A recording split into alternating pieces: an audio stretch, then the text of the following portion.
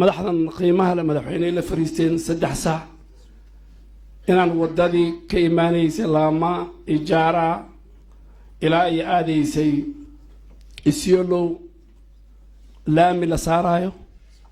inaan wadadii insha Allah ka bilaabanaysay Garbatula ama Doogaashe Habasweyne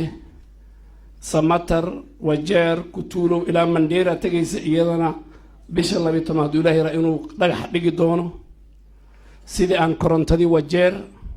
iyo Mandera meel loo saari lahaa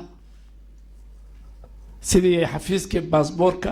bisha 12 uu maado u furo sidii intuu maado uu ka hadli lahaa arrimihii vettingka waxaan ballan qaadnay in vetting ay dhamaan madaxweynaha imaana oo markaa shaacinaya iyo nidaamkii sheegaya magaaladan waxaan ka dhisay hadda wixii dambe la bilaabay tarjaani cusub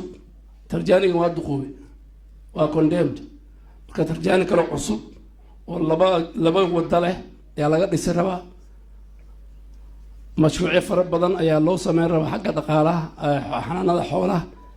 marka ummadda waxaan rabaa markaas ay xildhibaanintan xagga nabadgelyada MPyaasha ku diiwaan ku midownay